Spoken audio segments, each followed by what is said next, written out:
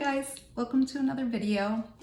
Today's video I feel is going to be a very important video, not for patients, but for friends, family, and loved ones of dysautonomia patients. This is a very confusing syndrome, and a lot of people understandingly don't understand. And I wanted to help those people who are either living with someone with dysautonomia or have a family member. So I suggest for patients to help your loved ones understand more, to show them this video. I've written notes because there is a lot to get into, so forgive me if I'm looking down a lot, okay? So the first thing I want to talk about is when someone has yet to be diagnosed, they're struggling to understand what's happening to their bodies. So many different things are going on, and we're confused and we're scared. Unfortunately, a huge majority of doctors are telling us that it's all in our head and that nothing is wrong with us. I even had a doctor, this was the third cardiologist that I was on, come into my room and say that I was doing this to myself. Thankfully, my endocrinologist, who happened to be standing outside the room, who had admitted me because I had an episode in her office, came busting in and saying to him, how can she make her heart go down to 23 beats per minute? Needless to say, I got rid of that cardiologist, and then the fourth one was who finally diagnosed me. And it took 6 years for me to get diagnosed, which is the norm, unfortunately. And with the doctors telling us that it's in our head and, you know, nothing's wrong with us, that only frustrates us even more. Because usually, unless we're in an active episode, all of our tests are going to come back normal. Our blood work's going to be normal. Pretty much everything just comes out normal. Even an EKG, unless you're having an active episode, it will usually show that you're in normal sinus rhythm. Maybe it'll show that you have like an elevated blood pressure or heart rate, or a low blood pressure, heart rate, but a lot of the times it doesn't show anything. So we could be either in the ER or at a doctor's appointment, and they're telling us basically that we have anxiety, or that there's really nothing wrong, and kind of just come up with anything because they don't know what's happening. And a lot of us will go complaining about so many different symptoms which are in different systems of our body. So we can be complaining about cardiac symptoms, GI symptoms, neurological symptoms, and they don't put it together. So bear with me, I'm sorry. You know, we're hoping that the doctors are going to figure out what's wrong with us. So if that person still has not yet been diagnosed, the best thing that you can do is be emotionally supportive to them. Don't make them feel like it's in their head. They're already feeling that because the doctors are saying that. And the last thing we need is for our loved ones to not believe us. So try as hard as you can to be emotionally supportive and there for that patient and your loved one. Okay, so then the next thing I want to talk about, is when someone is finally diagnosed. It's a very confusing time for that person. It's both a sense of relief, getting a diagnosis, but it's also a scary time of learning your new diagnosis. You know, it's okay, finally, I have an answer of what's wrong with me. And depending on what type of dysautonomia you have, or dysautonomias, you can have just one thing under that umbrella, you can have multiple things. So it's a lot to digest for that person. And what can you do for your loved one at this point? You can help by educating yourself about the type or types of dysautonomias that they have. You know, we are in a day and age where we can Google stuff, we can look things up. And I think it's important for our loved ones to look up and see what is wrong with our loved one. Especially if you're living with them. Even if it's your cousin, your aunt, or whatever, try to understand what they are going through. It's not going to take you days and weeks to digest the whole thing and read everything. You can literally educate yourself in less than an hour. So I suggest others to do that. Offer to go to doctor's appointments with them for emotional support, because we definitely need that, you know. But also as a safety measure, go to a doctor's appointment with them, because what if they have a fainting or a near fainting episode? It'll be much safer if someone is driving them to their doctor's appointment, especially if this person has yet to be medicated and is still, you know, in the process of these episodes, getting like everything together. I'm sorry, I'm not making sense here. If they're in the process of finding out exactly what type of dysautonomia they have, there's going to be a lot of testing going on. So until all of that gets handled, it would be nice to have someone to drive us to a doctor's appointment, because we can have an episode when we're driving and it's just a safety measure. But the emotional support of having somebody there with you is great as well. And you can help by taking notes, because we do tend to get short-term memory loss and brain fog, and it's overwhelming enough that we're finding out what's wrong with us. So you're gonna forget stuff anyway, and then having the brain fog on top of it doesn't help.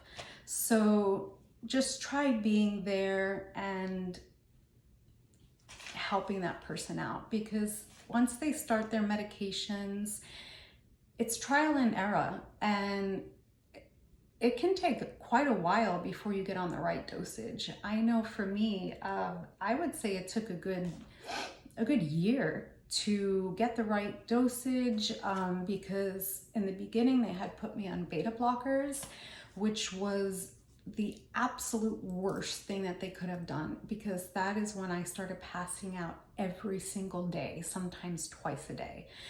So like I said, until their medications get figured out, try to insist on driving that person that you care about to their doctor's appointments. If your loved one is going through a period of sleeping a lot, which we do sometimes, and having a hard time getting out of bed, don't make them feel guilty or lazy. We deal with that guilt enough, and we're just as hard on ourselves about what's going on with our bodies. But it's our body's way of telling us that we need that rest.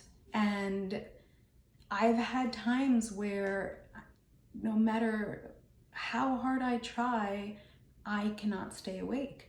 I just keep falling asleep. I can't get out of bed. And you deal with guilt. You feel lazy. You feel guilty. We don't need someone else making us feel that way. And if you do live with this person, insist on helping them get out of bed. Make sure that they sit on the edge of the bed for at least a minute before standing up, to avoid passing out, and walk them to the bathroom if needed. I'll be, honest, my son, God bless him, he's almost 18 years old, but he doesn't know life without mommy sick. And he has, at times I would wake up and there would be pillows all over the floor, just in case I got out of bed too quickly. He would insist that I would, wake him up so that way he can walk me to the bathroom if I was in a bad episode where I was passing out a lot. And bring them, when they're in these episodes where they can't get out of bed and things like that, bring them lots of water and salty snacks. And just, again, try not to make them feel guilty for being non-productive, because it's not that we want to be. Our bodies are not allowing us to be. Okay. This is one that is hard, and I've dealt with myself personally. I've seen this a lot in the support groups. If you invite a person like us with dysautonomia to an event, no matter how big or small the event is, please keep in mind that we may have to cancel last minute. I mean, we never know how we're going to feel minute to minute. I have days, for example, on Thursday, I think it was, I woke up, I felt great. So I decided to go run some errands.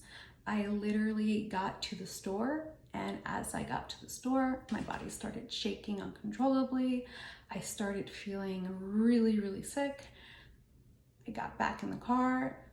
I waited until I felt that I could drive. Thank goodness. I was only about 2 minutes drive to home. I went home, and then the rest of the day I was in bed, but I woke up feeling great. So we don't know how we feel minute to minute. And trust us, we don't want to miss your events. We want to join in. We want to enjoy ourselves just as much as every other person. We're still human. We want to have a great time. But please don't make us feel guilty. And most importantly, please don't stop inviting us to go places. I know it can get frustrating when you invite someone and a lot of times they have to cancel last minute, and it's not personal. It really isn't. And we feel so bad when we have to do it, but we still want to be included. The hardest thing about having dysautonomia is we want to feel normal.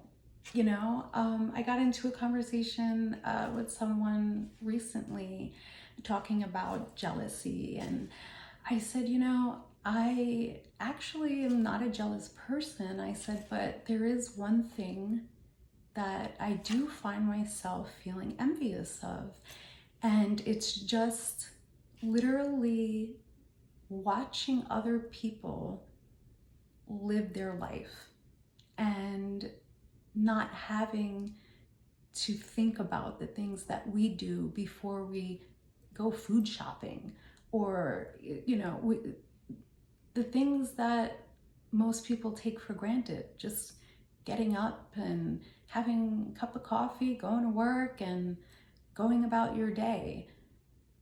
That's what I miss. That's what I'm envious of just taking my body for granted, that it's gonna work. And we lose that forever. There's no cure. So until they come up with a cure, we're always gonna have that. So please include us in things. We want to feel as normal as we possibly can. And another thing, this is a big one, because this affects a lot of us, especially myself. You got to understand that we deal with a great deal of pain on a daily basis. Body pain, our hands, our feet. We get numbness and tingling, and we have what's called coat hanger pain, where our neck and across our shoulders is extremely painful. There's so many things. Like, all I was doing was wrapping some Christmas gifts the other day, and it took so long because my fingers would literally lock, and they're just stuck there, and it's painful. Just don't say, you look fine, shake it off, because what are we supposed to do when we're living in chronic pain? What are we gonna writher around on the floor screaming in agony? No, we're in pain every single day. So we need to learn how to increase our pain tolerance. And if you hear me complain about being in pain, that means my pain level's at a 6 or higher, because it's literally been 24 years since I've been diagnosed. I do not remember what being pain-free feels like. I honestly can tell you, I have no clue what it's like to not be in pain. So if I'm having a day where my pain level is at a 3, that is great. And I try to get whatever I can done that day. And then sometimes I overdo it. Like the other day, I stupidly deep cleaned my house for like 10 hours, which didn't even need it because my house is always clean. But the next day I was suffering, every inch of my body hurt. But even if we don't do those things, our body is hurting and in pain. So don't act like we're faking it just because we look normal. A lot of us won't even admit that we're in pain. I know it's hard for me. Saying, like, if I admit that I'm in pain, I feel weak. So every person is different. Some people are more open with their pain tolerance and saying that they're in pain. I'm the opposite, as where I will wait until my pain is so elevated before I complain about it. So just because we're not complaining, just because we're not oohing and ahhing, does not mean that we're not in pain. So just keep that in mind when we're doing things. If you can help out, insist. I know it's hard for me to accept help from anybody, but you could just try to keep that in mind. And most importantly, please don't continue to tell us that we look fine as if that means we feel fine. It's called an invisible illness for a reason, okay? I look fine, right now I can't feel half my foot. I am dealing with severe back pain. I've had shortness of breath today. So please don't brush it off just because we look okay, because we're not. okay at all. And don't make us feel guilty for the things we can't do. Don't, oh, you're young, you could do this or you could do that. We beat ourselves up enough. We don't need other people to add to it, okay? Don't make us feel like we have to prove to you that we feel like death almost on a daily basis. And all we need from our loved ones really is patience and understanding. That's all we ask for, is to be patient with us. Please be patient with us, because I promise you, we are more frustrated with ourselves than you are, okay?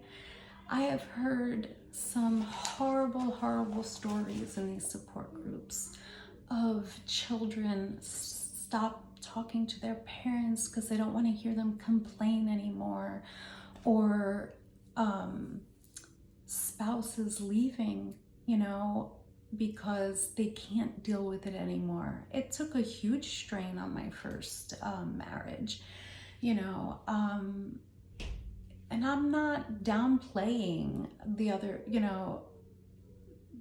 that the other person who is dealing with us doesn't suffer as well.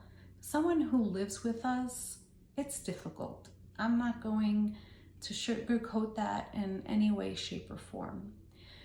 But if you know about our condition before you decide to come into our lives, then you need to understand that you are agreeing to deal with us. It's different, I think, if you develop this, after you've been with somebody and they just can't handle it. It's sad, but, some people just cannot deal with being with someone who is so up and down all the time. But the biggest thing that breaks my heart is when I see close family members on these support groups of people talking about their parents or their children, their siblings, no longer wanting them in their lives because they're nothing but a nuisance. That hurts. And we want more than anything to just feel accepted, feel normal. And if you truly love the person, and that is your family, your spouse, your best friend, whatever it is, the best thing that you can do is stand by their side and go along for this bumpy ride with us and just hold our hand and understand. That's all we ask. I really hope that this video helps some others with loved ones who have dysautonomia. And please feel free to reach out if I missed, anything that you would want me to talk about that you're dealing with, because this is something that I see on a daily basis on the support groups. So if you want me to continue talking about some examples, feel free to reach out to me at dysautonomialife@gmail.com. And until then, I hope that everybody is feeling okay. Keep fighting that good fight, and I will see you all soon. Stay strong, my friends. Bye-bye.